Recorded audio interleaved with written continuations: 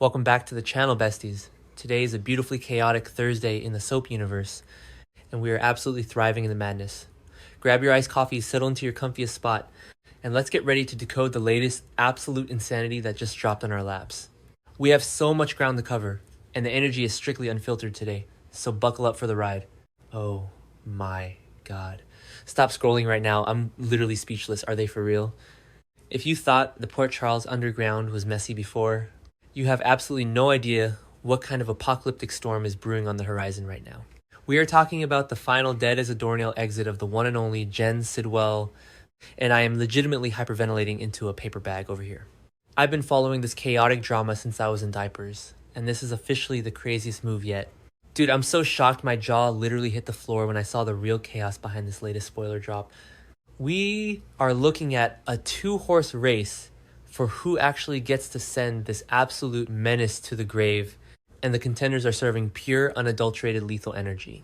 We have the obvious, gun-toting mercenary Ethan Lovett, and the absolutely wild-card, high-glamour mob queen herself, Ava Jerome. Does anyone else feel physically attacked right now? Because my brain is short-circuiting, trying to process the sheer magnitude of this impending bloodbath, besties, can we unpack the audacity of Ethan Lovett just casually strolling back into port, Charles, and immediately offering to wipe Jen Sidwell off the mat for Sunny Corinthos? Like, no cap, Ethan is not playing games this season. He has a massive, unquenchable thirst for revenge because of what Sidwell did to his mother, Holly Sutton. Remember the absolute terror Sidwell put Holly and Lucky Spencer through. Ethan hasn't forgotten. And finding out that Sidwell is actively keeping tabs on his family in France, even describing their cozy cottage to Tracy Quartermain, just stoked that fiery rage to a nuclear level. Essentially, Ethan is a walking, talking time bomb of lethal intent. When he pulled up to Sunny and offered to take out the trash, I was screaming at my screen. Sunny told him to wait at least until Jason is exonerated and rescued from WSB custody. But we all know Ethan's trigger finger is itching like crazy. Wait, let's talk about the god-tier mechanical execution of Ethan's strategy here. It is a straight-up masterclass in espionage and hitman logistics. Sunny asked Ethan to keep an eye on Lucy Coe, right?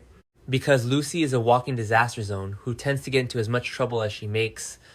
But get this as a perk of keeping an eye on Lucy. Ethan gets to keep a microscopic, high-definition eye on Sidwell too.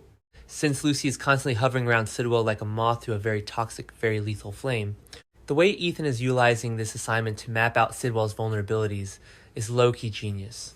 Whenever we see Ethan maneuvering through these social interactions, it's just total kinetic Chalice moments waiting to happen.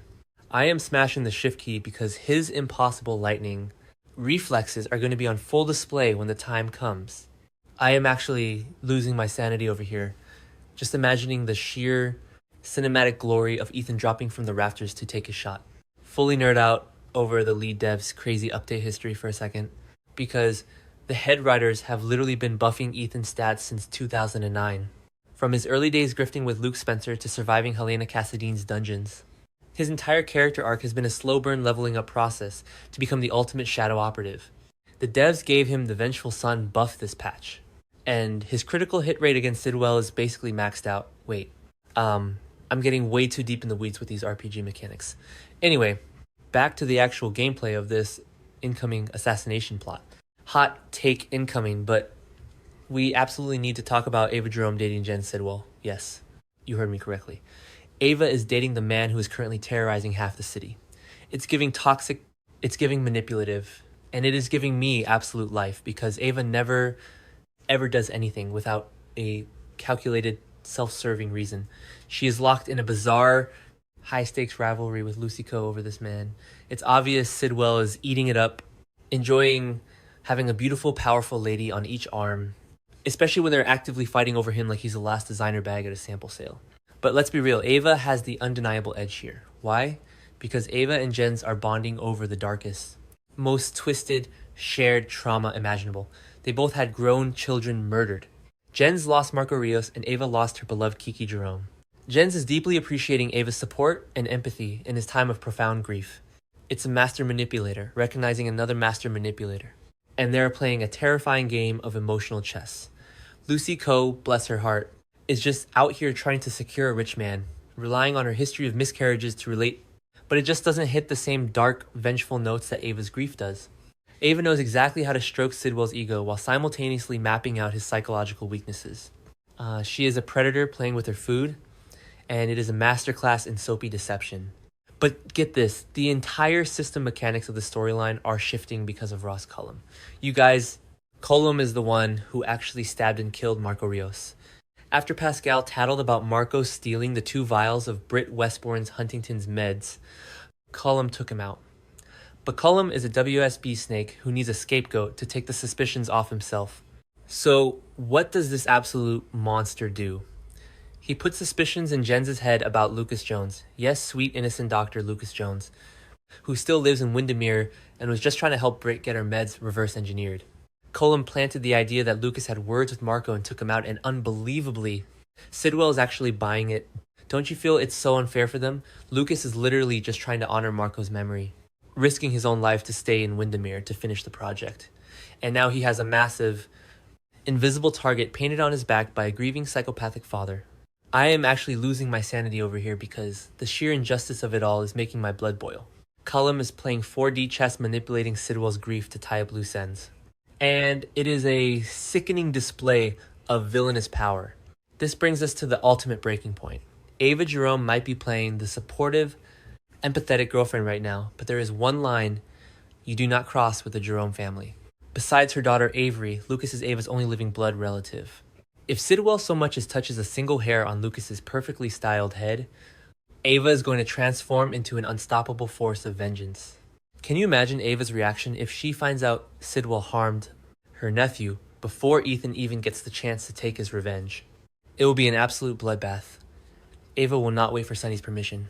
She will not wait for Ethan to set up a sniper rifle. She will handle it herself up close and personal. Slay. Queen Fax Ava is a survivor, and she will protect her bloodline with the ferocity of a feral lioness. Let's vividly picture how this goes down because the visual is already living rent-free in my head. If Ava discovers Sidwell's lethal intentions toward Lucas, she's not just going to quietly poison his drink. Oh no! We are talking about a return to the classics. We are talking about the Windermere parapet. If something happens to Lucas, and Ava knows Sidwell is behind it, Jens might just meet his end being thrown off that infamous balcony. Knowing Ava, she'll probably shoot him first, just to make sure the message is received, and then casually toss his lifeless body into the freezing rocky waters below. It would be a total kinetic Chow's moment of the highest order. I am actually losing my sanity over here, thinking about Ava staring down at his broken body, sipping a dry martini and fixing her lipstick. It's exactly the kind of high voltage freakout we fans deserve, after enduring months of Sidwell's insufferable arrogance. Remember when they tried this with Ryan Chamberlain? Yeah, it went nowhere back then either, because you can only tease a villain's demise for so long before the audience demands a visceral payoff. Is this same tragedy happening to Lucas all over again, where an innocent character is dragged into the crossfire just to elevate the stakes for the mobsters? I swear the writers are recycling the innocent scapegoat trope, but I'm low-key here for it if it means Ava gets to unleash her inner mob boss. I know some people are really enjoying this slow burn tension, and maybe they want Sonny to deliver the final blow, but personally I need the explosion. This is just my personal take, and many might disagree, but Sidwell has overstayed his welcome, and his reign of terror needs to be violently terminated by someone who has real personal stakes in the game. So who actually deserves to kill, Ethan or Ava? On one hand, Ethan's claim is rooted in deep family trauma and his mother's suffering. He's a trained operative. His execution would be clean, precise, and highly satisfying from a tactical standpoint. On the other hand, Ava's kill would be messy, emotional, and deeply personal. It's the classic debate between professional justice and poetic vengeance. Don't you think they should just team up? Imagine Ethan and Ava forming an unholy alliance, cornering Sidwell together in the Windermere drawing room. Ethan disarms him with his impossible lightning reflexes, and Ava delivers the final fatal blow. It would literally break the internet. I am straight up manifesting this massive brain dump into a reality, because holding this in is literally not an option. We also have to factor in the absolute mess that is Lucy Co. Lucy is completely oblivious to the fact that the man she's fighting over is a cold-blooded monster who is currently being targeted by a highly trained mercenary and a ruthless mob queen. Lucy is just out here trying to secure a rich, powerful man, completely unaware that she is tap dancing in the middle of a live minefield. Ethan is using her as a human shield and a surveillance camera. and Ava is just tolerating her existence until she decides to swat her away like a pesky fly. The comedic undertones of Lucy's involvement are the only things keeping this storyline from being suffocatingly dark. But honestly, if Lucy accidentally trips Sidwell off the parapet while trying to aggressively flirt with him, I wouldn't even be mad. It would be the most chaotic, accidental slay in soap history. And let's not let Ross Cullum off the hook here, besties. The audacity of this man to murder Marco. Smash the Huntington's meds to terrorize Britt, and then casually stroll up to Jen Sidwell and point the finger at Lucas. It's sickening. Cullum knows that if Sidwell eliminates Lucas, it ties up a massive loose end and keeps the WSB and Faison project securely under wraps. It's a god-tier mechanical execution of villainy no cap. Cullum is manipulating everyone on the board, and I am desperately waiting for Jocelyn or Dante to blow his cover sky high. If Sidwell finds out Cullum is the real killer before Ava or Ethan get to him, Sidwell might actually tear Cullum apart with his bare hands. The tension is so thick, you could cut it with a scalpel. Meanwhile, we have Jason rotting in a WSB black site because he's covering for Rocco Falconeri. Sonny wants Ethan to hold off on killing Sidwell until Jason is exonerated.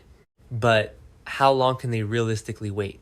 Danny is spiraling, trying to join the mob, and wrecking cars on Route 91 because he thinks Sidwell is the root of all his father's problems. The collateral damage of Sidwell's existence is spreading like a highly contagious virus. Carly is running around covering up teenage hit and runs. Valentine is hiding in an attic losing his mind over Cesar Faison's book. And Jordan is fighting for her life in the hospital. The entire simulation is glitching, besties. We need a hard reset, and the only way to get it is by eliminating the source code Jen Sidwell.